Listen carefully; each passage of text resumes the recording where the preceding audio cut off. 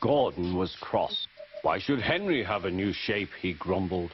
A shape good enough for me is good enough for him. He goes gallivanting off to Crewe, leaving us to do his work, and comes back saying how happy he feels. It's disgraceful. And there's another thing. Henry whistles too much. No respectable engine ever whistles loudly at stations. It isn't wrong, but we just don't do it. Poor Henry didn't feel happy anymore. Never mind, whispered Percy. I'm glad you're home again. I like your whistling. Goodbye, Henry, called Gordon. We're glad to have you with us again, but remember what I said. Later, Henry stopped at Edward's station. Hello, Henry, said Edward. You look splendid. I was pleased to hear your happy whistle yesterday. Thank you, Edward, smiled Henry. Shh, shh. Can you hear something?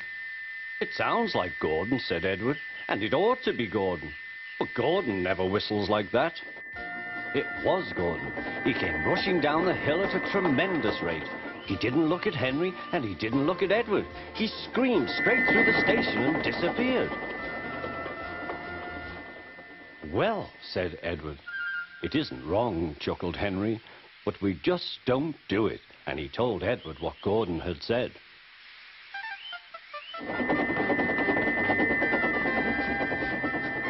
Meanwhile, Gordon screeched along the line. The noise was awful.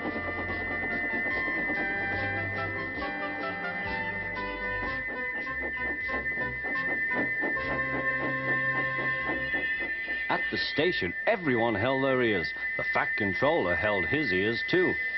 Take him away, he bellowed, and stop that noise! Gordon puffed sadly away, but he wouldn't stop whistling until two fitters climbed up and knocked his whistle valve in place. That night, Gordon slunk into the shed. He was glad it was empty.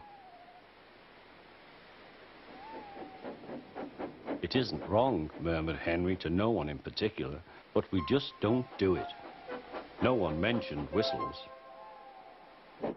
Next morning, Henry was enjoying himself enormously. I feel so well, he sang. Trickety-trock, hummed his coaches.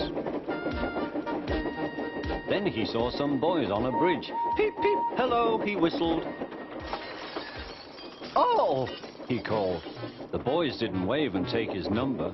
They thought it fun to drop stones on him instead. They've broken our glass! They've broken our glass! Sobbed the coaches. The passengers weren't hurt, but they were cross. Call the police! No, said the driver. Leave it to Henry and me. What will you do, they asked. Can you keep a secret? Yes, yes. Well then, said the driver. Henry is going to sneeze at those boys.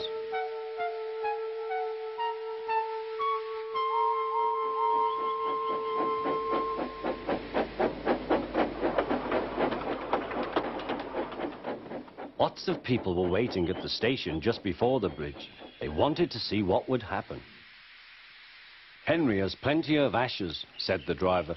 Please keep all windows shut till we have passed the bridge. Henry is as excited as we are, aren't you, old fellow? Henry was feeling stuffed up. Soon they could see the boys, and they all had stones. Are you ready, Henry, said his driver. Sneeze hard when I tell you. Now, he said. Achoo-shoo!